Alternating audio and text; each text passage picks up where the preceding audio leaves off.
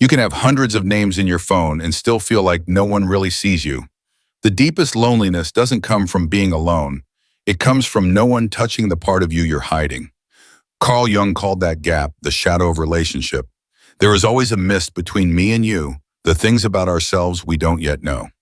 So here's a useful starter question for busy, practical Americans. If we perform a more acceptable self every day, who's actually befriending whom, you and them, or two costumes shaking hands? Jung never moralized the mask. He saw the persona, our social face, as a necessary tool for adaptation. Every culture needs courtesy roles, job titles. You can't bring your whole inner life into the boardroom any more than you should bring the quarterly report to the dinner table. The trouble starts when the mask fits too tight, when we identify with the image we perform. At that point, we aren't wearing a persona, we are the persona. And when two masks talk, intimacy turns into negotiation. Kindness becomes a quiet contract. I'll protect your pleasant image if you protect mine. Recognize those moments. Behind the mask is a dimmer room where the shadow lives. It isn't only the ugly stuff. It also holds capacities we were taught to suppress, the wish to lean on someone, firm decisiveness, playful, joy, tender, softness. Ignore the shadow and it doesn't vanish. It finds another door and walks into our relationships as projection. We see in the other whatever we can't admit in ourselves. Phoniness, selfishness, vanity, and react out of proportion. Often it's a mirror shard flashing back what we haven't faced. When was the last time someone bothered you way more than made sense? This isn't an opening for cynicism. The real Jungian voice doesn't build a wall of despair. It opens a door of awareness. Balance lives in degree of consciousness. A persona can be worn consciously, like a coat you can take off rather than fuse to your skin. The shadow can be seen, spoken with, and integrated instead of buried until it bursts. And projection can be withdrawn, calling home the energy you threw outward so the person in front of you becomes a person again, not your private movie screen. So today's goal is very practical. First, learn to spot 3 body tells: locked jaw, compressed chest, and the professional smile that signal your mask is speaking for you. Next, try a tiny ritual to pull the screen. Pause 1 beat, name your feeling and ask, am I seeing you or my fear placed on you? Finally, get a simple map of individuation, becoming more truly yourself, so you see why durable friendships stand on that ground. Ready to give yourself the chance to see and be seen without the fog of defense. Picture an ordinary evening after a long day. You sit down, kick off your shoes, and just this once, set the mask beside them. Exhale slowly. You text a friend that you're wiped and want to reschedule, and you don't decorate it with a glamorous excuse. No one explodes. No disaster. Just a boundary placed gently. That's when Eros, the living current of connection, returns not as cling, but as a bridge with 2 clear shores. You don't have to perform to stay. You stay because you are present as a person. That simple, rare feeling's the reward of consciousness. We don't live alone. Beyond our personal stories run collective currents, with archetypes that quietly assign group roles: savior, peacemaker, disruptor, scapegoat. When anxiety rises, these patterns possess us in a gust of wind. We think we're choosing while an old story is borrowing our voice. Seeing this doesn't deny freedom. It cools the moment so we can ask, am I reacting as myself or as the role this group expects? That single step back can change the direction of a relationship. And we need a safety frame. Working with shadow isn't a headlong dive into painful memory without preparation. You don't have to dig it all up in a night. Start with small gestures, clear limits, and check the basics. Enough. Sleep, food time for a long breath. If deeper layers rise, old wounds, numbness, long simmering. Anger, that's your cue to consider professional support. We're not hunting ourselves to prosecute. We're listening to reconnect. There's good news. Many forbidden parts you labeled as flaws are gold in disguise. The boldness you've muzzled may be leadership. The sensitivity you hid may be refined intuition. The need to lean on others when owned can become a warm human tether. Bring these to light and friendship stops being a role repair game. It becomes a meeting of 2 people growing side by side. Curious how different your closest conversations might feel then? Right now, try a 1-minute practice. Inhale for a count of 4, exhale for 6, then ask, where can I be 1% more honest tonight? Maybe it's dropping a reflexive, I'm fine when you're not. Maybe it's saying, let me think about it instead of a habitual yes. Tiny gestures crack a seam of light in the wall of habit. Through that seam, others get a chance to meet you and you get a chance to meet yourself. Next up, we'll start where it's easiest to observe the persona that helped you belong, but sometimes makes you lose yourself. We'll put it under Jung's microscope, how it forms in modern American life. 3 signs. It's wearing you, and 3 practices to use it consciously instead of being used by it. From there, we'll enter the shadow. Look at collective patterns and finish with the art of withdrawing projections, so relationships stop being a play of roles and become meetings of human beings.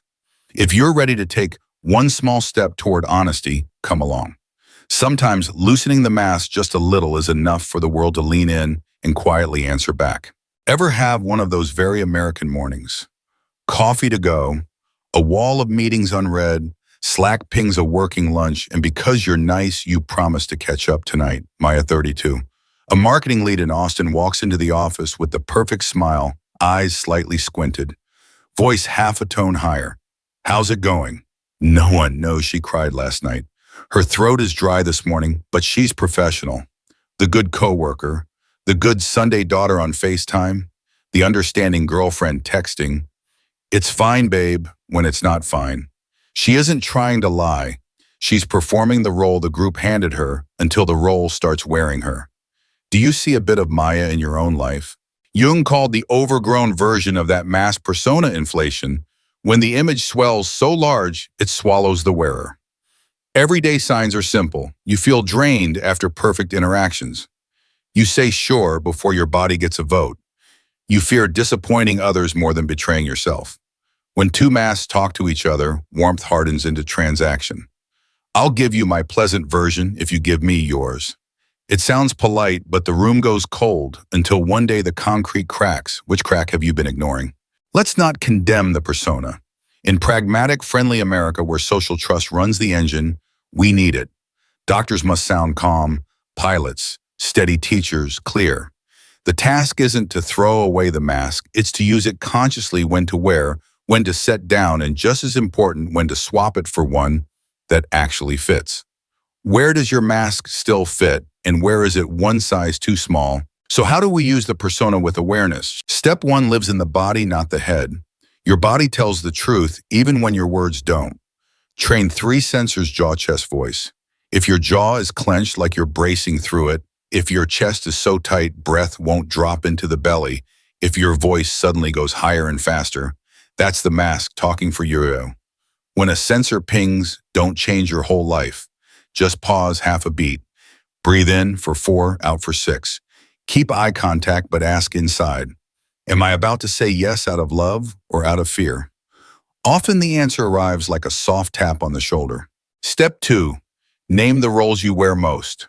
The always okay one, the rescuer, the fun one, the peacekeeper goalie. Naming isn't self-labeling forever. It's seeing the game before the game swallows you. Once you can name it, you can modulate instead of reflexively comply. Example, instead of instantly taking a teammate's work to protect your reliable image, try, I want to help. Let me check my schedule and get back to you by 5.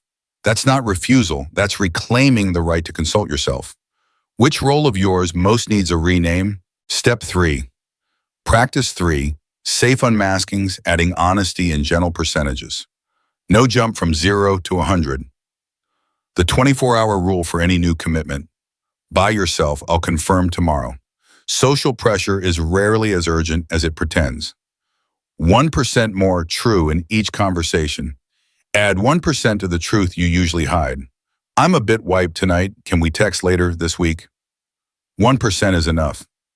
The polite exit replace. No worries with I hear you and I need some time to think it through. You're still kind, just bounded. If someone gets disappointed, some will because they were comforted by the role you used to play for them. That's the threshold where a boundary turns you from supporting actor into an adult lead. Mature bonds widen to include your fuller self. Unripe ones gently fall off your calendar, freeing energy for what's real. What 1% could you add today?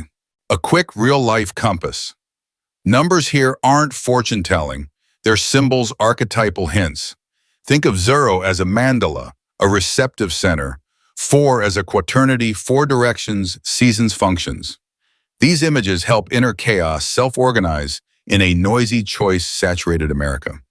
If you tune to the last digit of your birth year as a symbol, not a box, you might notice a tone. People ending in 4 often lay bricks, even if they hate the mystical. Those ending in 9 are good at closing and beginning again, whether or not they've read Jung. What number's mood actually fits you, and where does it resist? 3 tight vignettes. Zoe ending in 0, raised in a small Midwestern church, discovers, at 29, a strange capacity in chaotic rooms. She holds a quiet space for breath, no preaching, no steering, just presence. Mark ending in 4, a Seattle engineer saves teams with checklists. When plans change, he clings harder until burnout. Learning 4 is a frame that must breathe. He lets one task go each day. Oddly, output improves. Elena ending in 9 switches careers 3 times. Not instability, but the art of completion. She knows when to release and receive and becomes the friend people seek after loss. Symbols aren't molds. They're invitations to write your own story. Which image invites you forward this season? Let the heart hold something human, Watch 32. In the creative field meets Jamie at a book launch. Texts fly, talk sparks, attention rains down like a summer storm. Alex thinks finally seen. Jamie thinks finally understood. But projection is at work. Alex places the ideal soul twin image, really an unlived eros, onto Jamie. Jamie places the rescuer of loneliness, a sturdy logos, onto Alex. Week 1 feels faded. Then as persona dims, shadow whispers. Alex fears quiet because silence means hearing the inner void so unconsciously stirs waves to feel alive. Jamie fears being swallowed, no practice with boundaries, so cools off. No one is wrong. 2 unnamed parts are puppeteering the dance. Where do your unlived parts steer your love life? Daily doable practices to stand in the truth without shouting.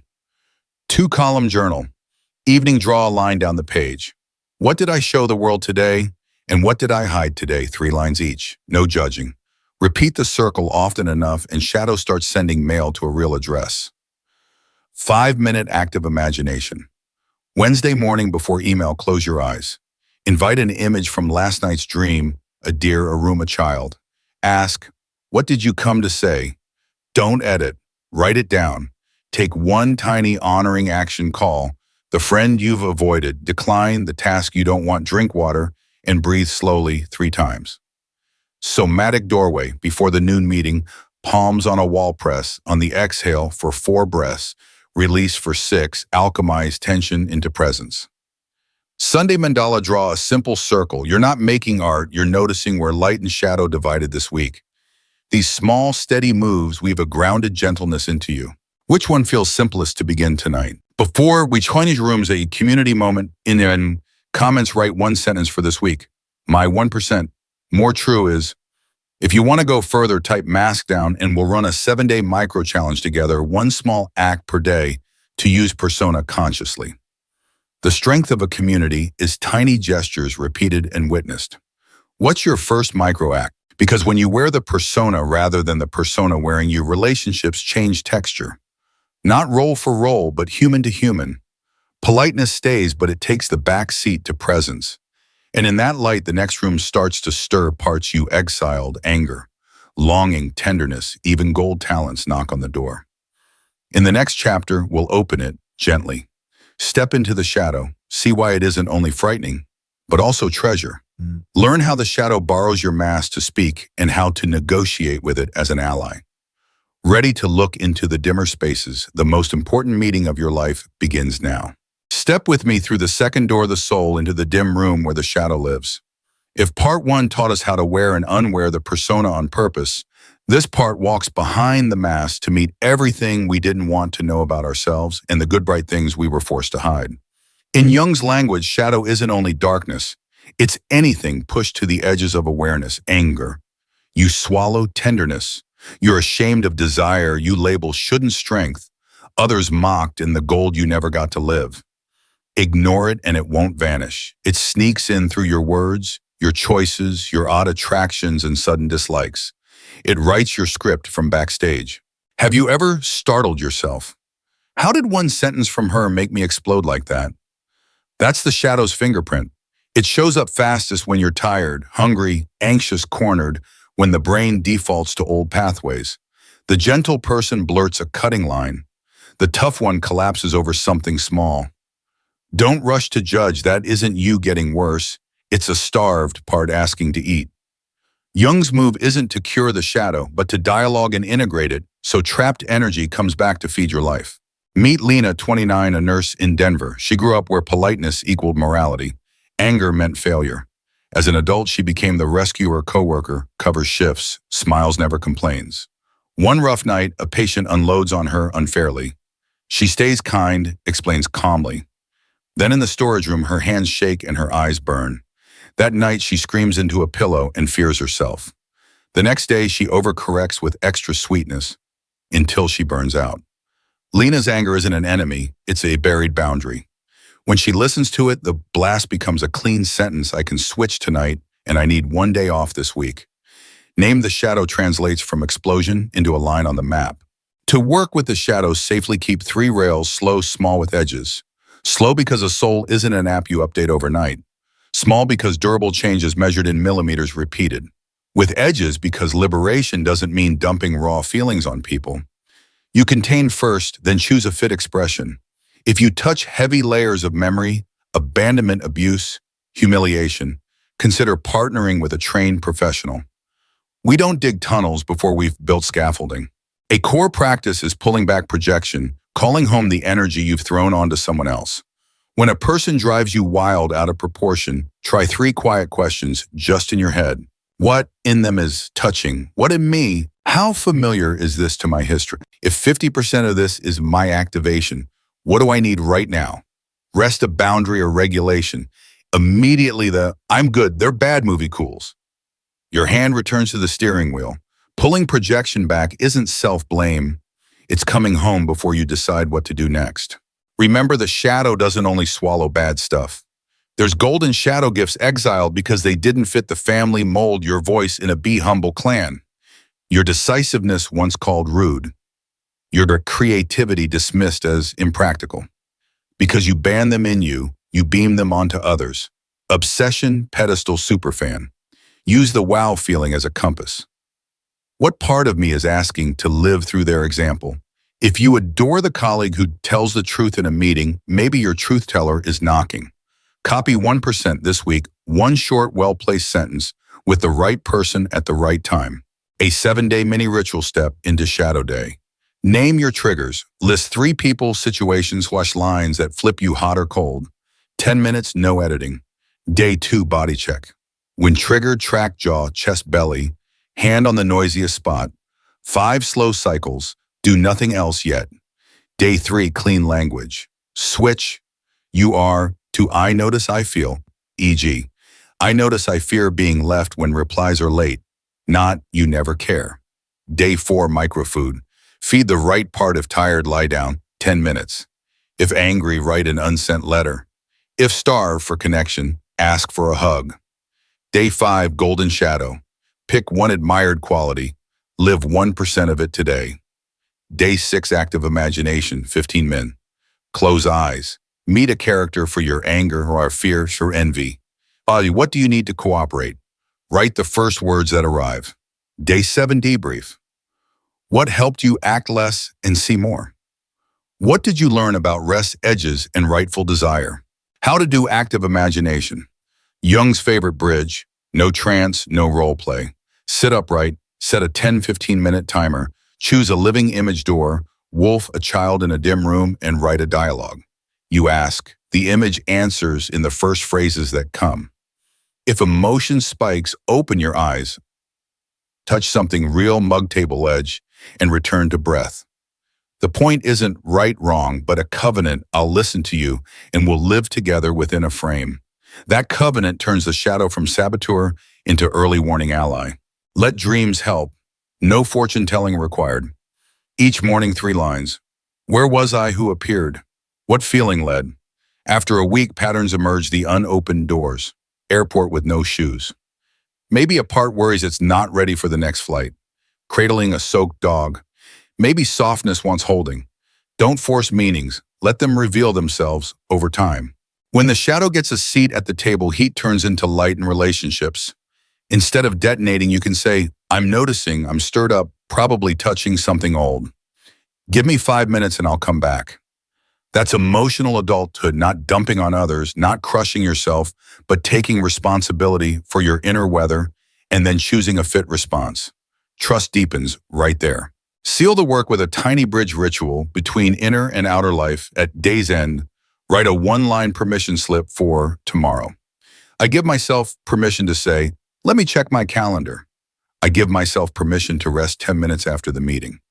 I give myself permission to feel joy. Small slips, big law. This is how you rewrite the inner constitution, not to punish, but to protect life. A community invitation in the comments post, my golden shadow is boldness, creativity, tenderness. Add my 1% today is read one other person and leave a concrete, kind sentence. When a group agrees not to overperform for each other, healing runs faster and deeper. From here, a third door begins to open, not just you and me, not just mask and shadow, but the collective stream, old archetypes trying to borrow our mouths. Why does every friend group have a savior, a scapegoat, a saboteur? Why in crisis do people switch voices like an ancient story stepped into the room? In the next part, we'll enter the collective unconscious, how group patterns shape us, how to know when you are being pumped, and how to de-escalate and return to freedom of choice. If this chapter helped you see the shadow room more clearly, the next one sketches the house so you're less lost inside yourself and among people. When you know the underground river beneath your feet, you place your next step with steadier courage. Picture your friend group or project team. On calm days, everything is flexible. People are kind, witty, cooperative. But the moment a deadline tightens a cast, shows up on cue the savior who overworks the scapegoat, who absorbs blame, the peacemaker, who patches emotions, the saboteur who gets blunt to the point of rude, and the sage who starts sermonizing. No one assigned roles. The roles chose people. Jung calls this archetypal possession when a primordial pattern grabs us. When the whole team is swept in, you get inflation, certainty skyrockets, nuance vanishes, and dialogue dies. A very American story 3 weeks before launch at a San Diego startup called Nova Cascading, system errors hit. On Slack, Jenna PM flips into savior mode, I'll carry it all. Marco backend becomes the scapegoat as eyes hunt for bugs in his code. Lena design turns peacemaker and fills calendars with feelings check-ins. Evan founder dons the hero manifesto hat, posting a long, never give up culture thread. In 48 hours, they weren't people anymore. They were roles. Tasks still moved, but trust thinned. They no longer heard each other, only the script. Jung never told us to banish archetypes. Patterns aren't good or bad, they're powerful.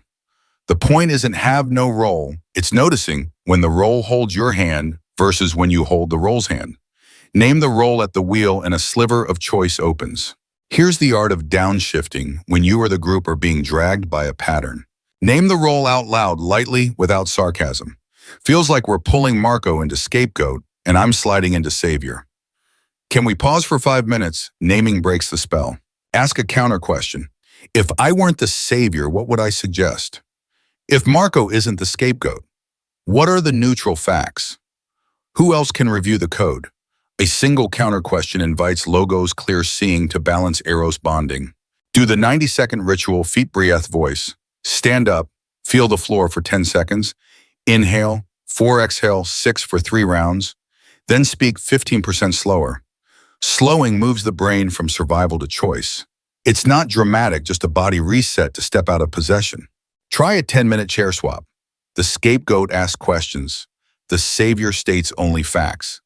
The peacemaker voices one clear request instead of absorbing all feelings. The saboteur writes 3 risks plus 1 proposal.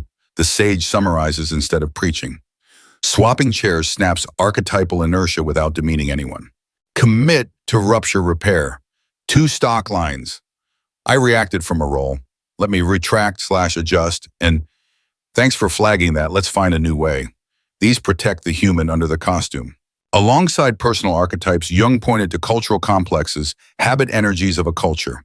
In America, we swim in speed achievement, action optimism. Useful and when unconscious possessive. Fast is good, Busy is value always positive. Friends run out of air for hard truths. Teams dodge real risk to preserve the illusion of progress. To unwind it, use anti-incantations. Not, no problem, just ship it, but two big risks, A and B. Which do we tackle first in the next 48 hours?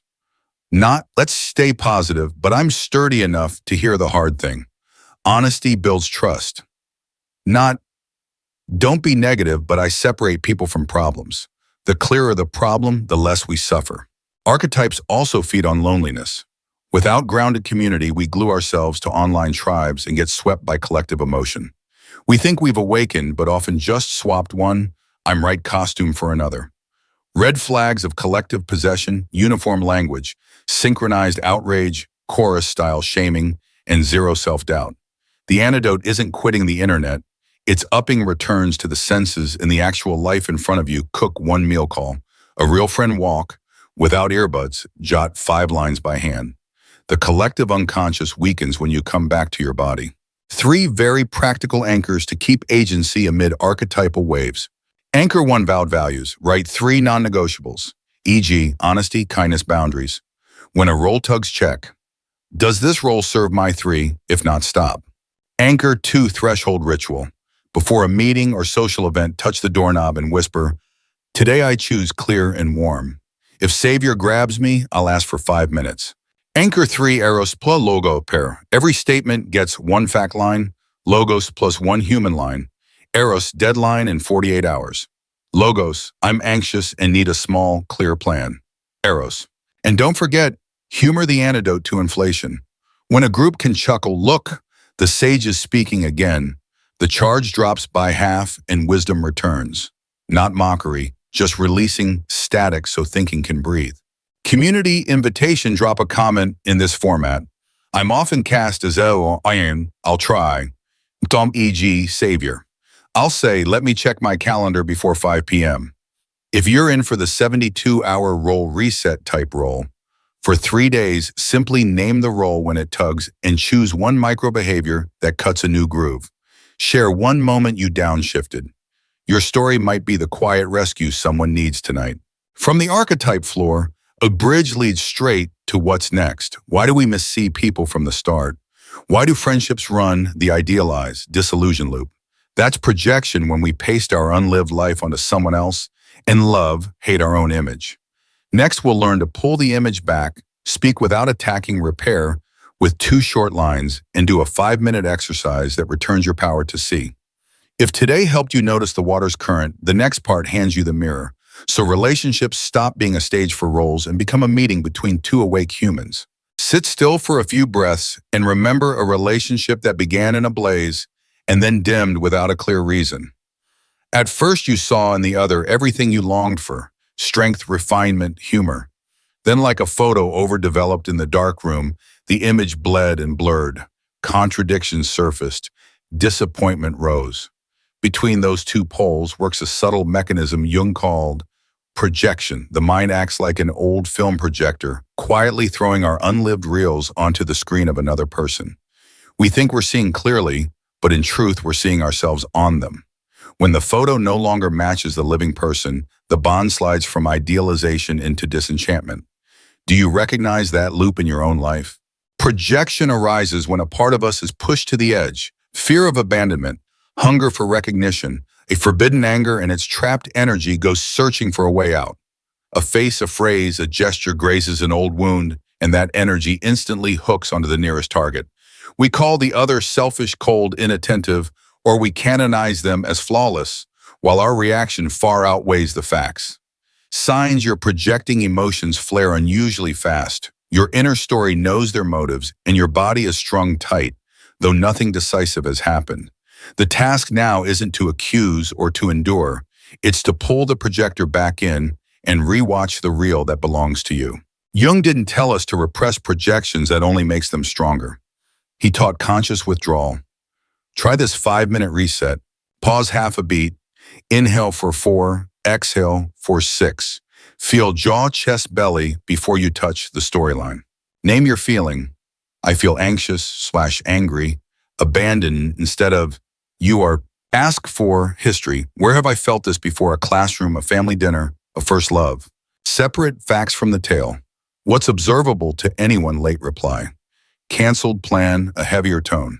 Choose one context-fit microaction. Ask for 5 minutes, set a boundary, or ask a clean question. No magic here, just returning the right to perceive back to you so the picture stops warping. When you're steadier, try and own your part line, adult and disarming. When your replies are brief, I get anxious and read it as distance. I might be reacting to something old. Can you tell me what's happening on your side? This pivot doesn't lower your dignity. It opens a door for the other to step out of the villain role your mind assigned and bring their real data. Sometimes you'll hear, I'm just overloaded, not distant. Sometimes there is distance, but at least you're responding to a real person, not a projected photo. Projection has two faces. The negative, we dump what we dislike onto others. The positive, the golden shadow, we hang our banned beauties on them. You admire someone's confidence, creativity, calm. Chances are those very qualities in you are knocking. Instead of worshiping from outside the fence and later resenting their humanity, ask, what's my 1% today? One clear sentence in the meeting. One hand sketch draft. 1 hour offline on Wednesday night. Reclaiming the golden shadow heals both idealization and inferiority. For deeper work use, active imagination, a bridge between unconscious and conscious. Book 10-15 minutes. Sit upright. Choose a symbol for projection, an old projector, a foggy mirror, a child behind a curtain, and write a dialogue. What are you trying to protect? What do you fear if we stop projecting? The first answer is even clumsy, a raw gold worth keeping. If emotion swells, touch something solid, sip water, return to breath. The goal isn't to analyze everything. It's to relate, I hear you, and we will find a way to live together without hurting anyone. Dreams are a second channel. Each morning, jot 3 lines setting character's dominant feeling. If you're chasing a train with a familiar face, Psyche may be signaling you're projecting the team's speed savior role onto one person, then exhausting yourself. If you dream of cradling a small animal, the part that needs holding may be asking for your arms, not an idol's. We don't decode mechanically. We listen for patterns across the week and change one outer decision in reply. A common confusion: empathy versus kind projection. Empathy is a window we look into their world with facts and open questions. Projection, even benevolent, is a mirror we paste our map over them and help. Clues you're projecting. Instead of feeling you decide too quickly what they need, you talk more than you listen, and you're disappointed when they don't receive it right. 3 reset questions that turn mirror into window. Do you want advice or just listening? What matters most to you in this? Did I get this right? In groups, projection assigns roles. Someone gets picked as the scapegoat for collective anxiety. If a coworker suddenly becomes the center of all blame, try a gentle intervention. Let's separate person from problem. What neutral facts do we have, and how have we verified them? Fact talk isn't cold. It pulls arrows out of a single body and returns the issue to its proper size. If you are often the target, keep 2 boundary lines ready. I'll own my part, and this piece is outside my scope. Who has the authority to handle it? That's a boundary, not a dodge. Be honest. Some projections have roots in trauma. If you freeze your mind, fog's memories splinter, don't go it alone. This is where self-help yields to professional companionship. Jung stressed an ethics of working with the unconscious. We don't bully it for answers. We build a container, steady sleep, decent food movement, and a capable listener, then ask the unconscious to speak. Now, a community invitation. If you want to practice withdrawing projections over the next 48 hours, comment with the image. I keep projecting on others is, today's 1% I'm taking back is, EJ, coldness? I'll ask directly, are you busy? Instead of mind reading. If you'll join the DE Project 48H challenge type mirror, we'll do 5 minutes a day and return to share one moment you saw the real person instead of the photo in your head. Your story could become a clear mirror for someone tonight. When projection is recalled, the world doesn't suddenly become rosy, but your inner map becomes accurate. You begin to distinguish feelings from facts, your needs from another's capacity, your history from what's actually happening. From there, real friendship becomes possible. No idol required to stay. No villain needed to survive. 2 people, lights and shadows acknowledged, stand on the same ground. And here's the bridge to our closing movement. If persona is a coat shadow, a dark room, archetypes the underground river, and projection the projector, then the meeting place of all is the self, the regulating center, where we learn to be both connected and distinct, warm and clear. Next, we'll assemble a practical map of individuation, becoming a someone wide enough to hold contradictions, deep enough to love, without swallowing, awake enough to repair and reweave after every tear. If you want friendship to stop being a theater of images and become a meeting of two growing souls, come with me, we'll turn understanding into daily rite, so intimacy can last longer than a brief intoxication with an image. If the first three doors have opened, persona shadow the collective current, and the projector, we now step into the inner courtyard of the psyche, the place the self resides. Jung calls the self both the center and the whole, the nucleus and the circumference, able to hold opposites without crushing either side. The ego is the tenant of the house. It watches, decides, drives each day. When the ego forgets it's only a tenant and imagines it is the whole house, it panics at contradictions, tightens the mask, throws its shadow onto others, and chases the crowd of archetypes. But when the ego remembers to return to the self, it lowers its shoulders, listens, and begins the hardest and most beautiful task: integration. Only there does friendship have soil to grow. Not in sterile perfection, but in the capacity to hold tension and to repair after every rupture. Picture the self as a quick mandala sketched in a notebook, a quiet center, concentric rings, many intersecting diagonals that still fit. On Jung's simple map, the ego lives on the second ring, putting on and taking off the persona to relate, dialoguing with the shadow, to free energy, recognizing archetypes, so we don't get possessed and withdrawing projections to see the real person. At the center is the self, the rhythm keeper, the place where we belong and stand apart. In an American culture that prizes efficiency and action, this image is a launch pad. We don't pause to spiritualize life. We pause to move more precisely. Now a living picture: Nina and Claire in Portland. Nina, project manager, fast, clean, clear, unconsciously carries the savior. Claire, freelance artist, deep, soft, tender, easily gets cast as the one to be saved. Their sweetness of compliment, meow, becomes a prison. Nina feels spent. Claire feels belittled. One rainy night on the Hawthorne Bridge, sharp words fly. If the story ended there, they'd fall back into old grooves. But the next day, Nina texts, "I heard myself talk like a savior. I'm withdrawing the projection and owning my exhaustion." Claire replies, "I was in the forever child role. I'll take responsibility for A this week." Two short sentences swing open the door to the self. Each returns to her side, and from there builds a bridge to the other. No flood of apologies, no blame, just a return to center.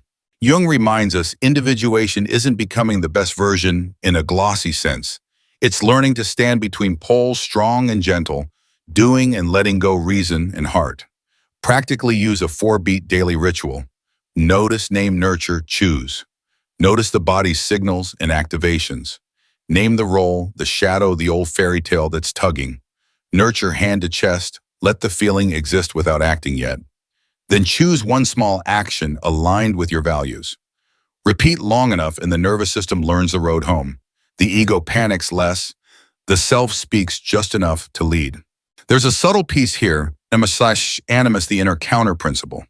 It's the complementary voice inside that rounds us out, the bridge between what we show and what we hide, reminding us that wholeness includes both our native stance and its internal opposite.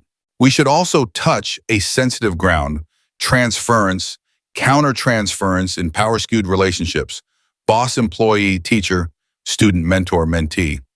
Old history wakes up fast. The boss becomes the demanding parent, the teacher, the savior.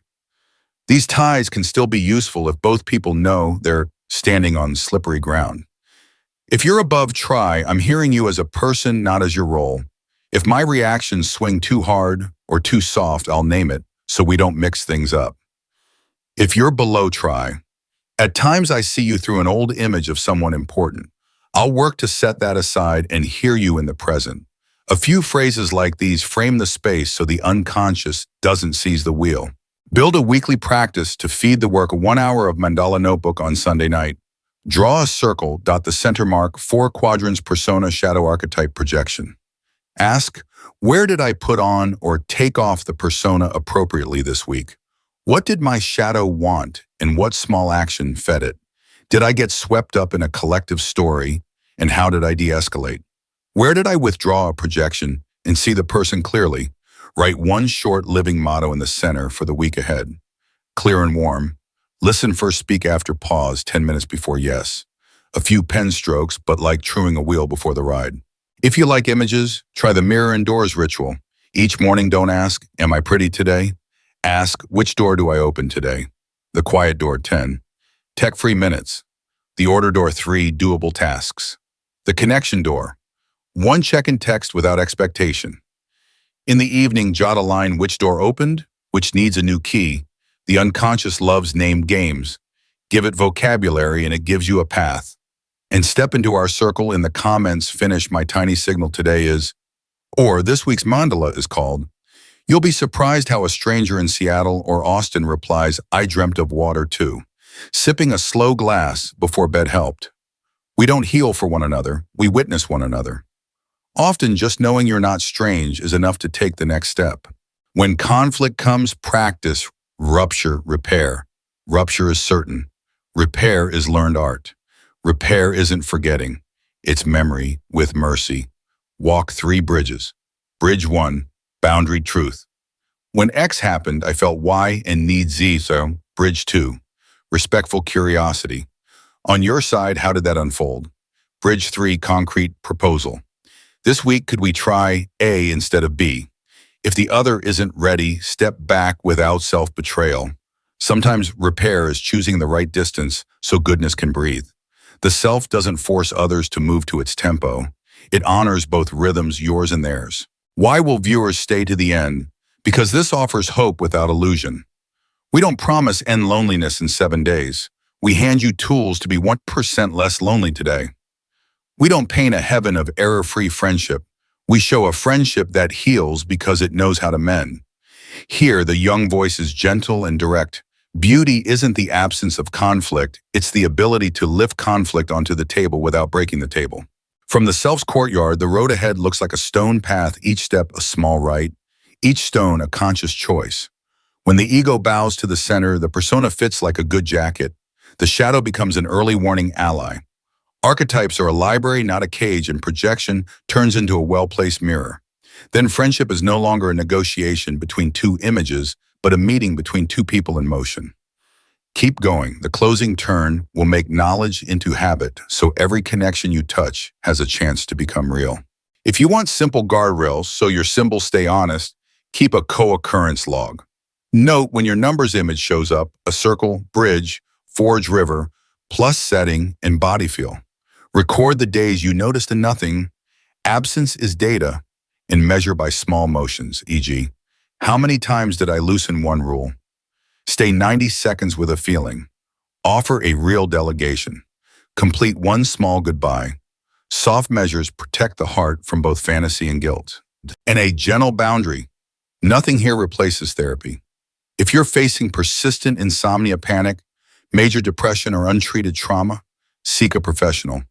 Jung never prescribed DIY for everything. He urged ordered work with the unconscious. These practices are companions, not substitutes, and if you're in therapy, they're fertile soil for the seeds you're planting there. Let's close today the way you'd close a door, softly, never locking it because the road continues on the other side.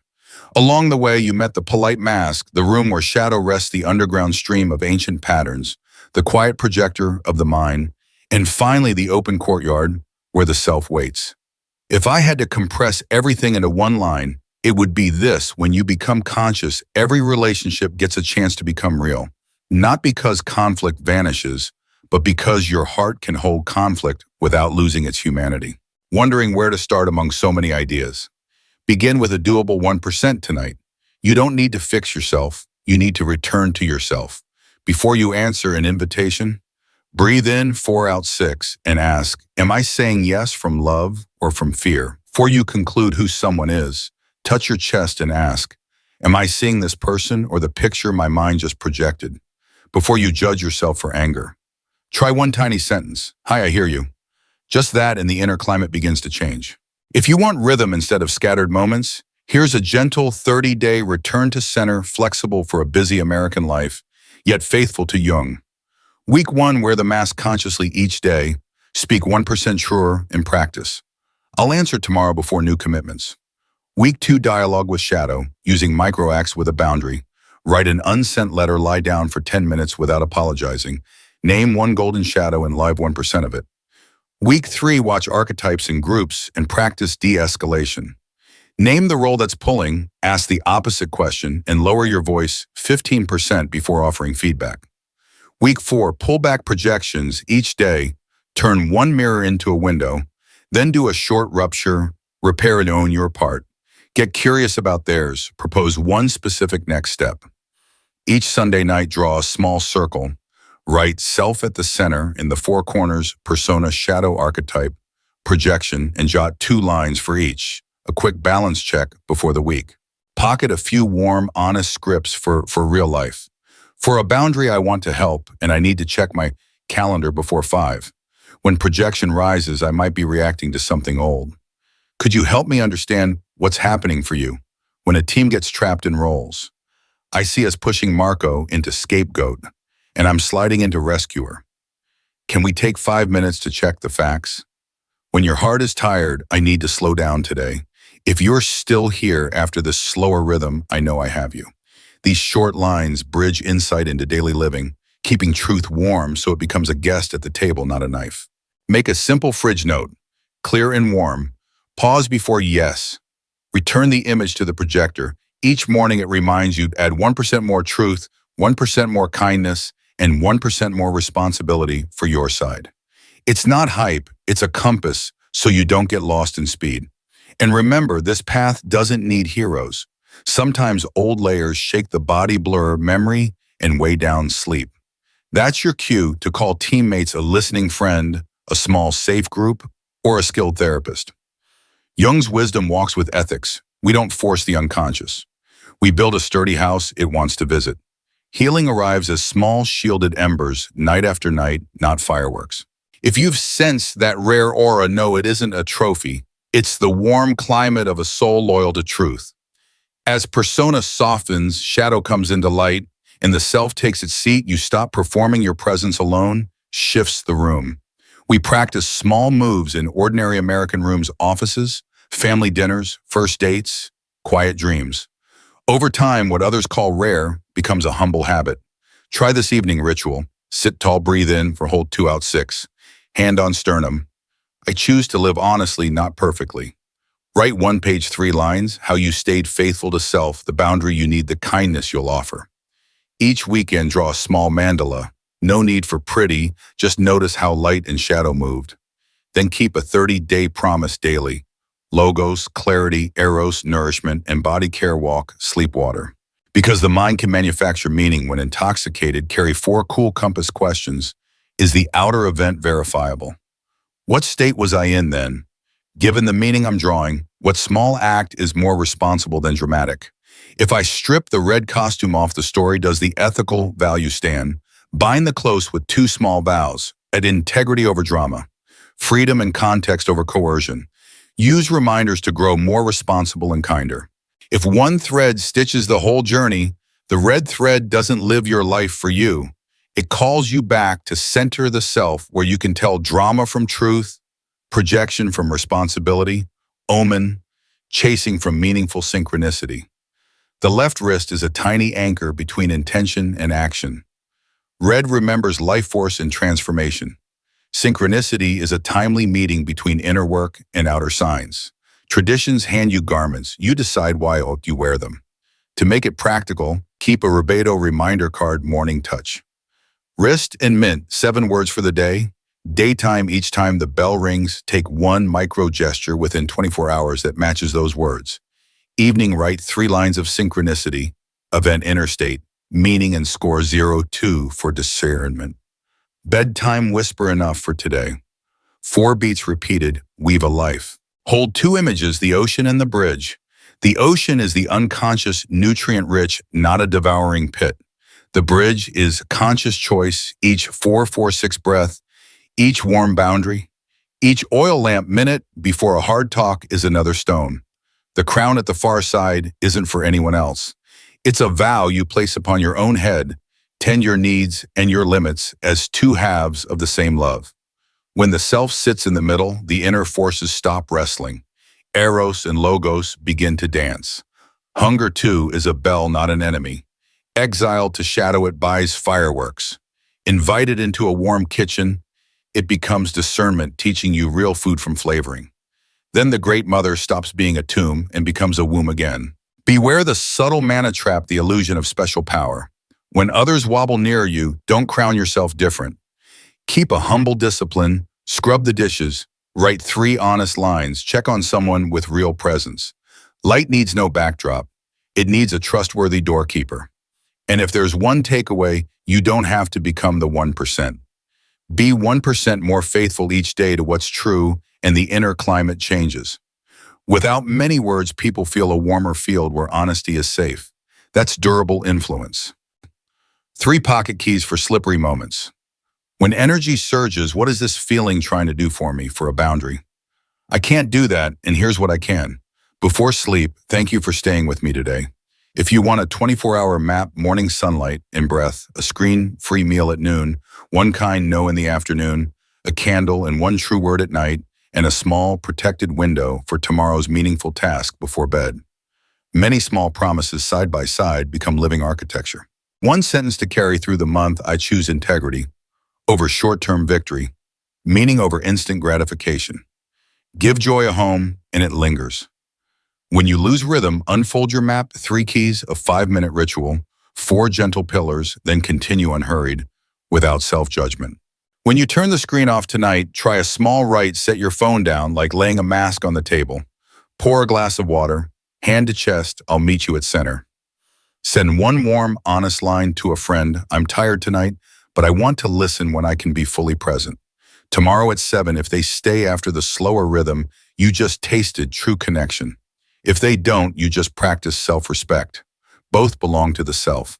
Community time, leave 1 line below to anchor this. Start with coming home with self-share 1, meaning you're keeping, and 1 small lamp you'll light in the next 48 hours. Or post your 7 meaning for today words, 1 micro gesture you'll do within 24 hours, and 1 thing you learned about projection/compensation. Read at least 1 other comment and leave a kind line. Let's practice witnessing, not diagnosing. If this helps, subscribe and tap the bell, not to feed an algorithm, but to keep a warm kitchen light each week. I've included a 1-page C-chart in the description, key questions, a breathing ritual, boundary phrases to stick on your fridge. And if this arrived right on time, breathe in 4, hold, 4 out, 6. Name your number. Name 1 small act you'll do tonight. Whisper: I allow symbols to work through me. You don't have to change a whole life in one night. You choose center tonight, tomorrow, and once more. That's how old loops close and new ones open, until you realize you weren't hunting meaning. Meaning was already finding you, right place, right hour, speaking softly.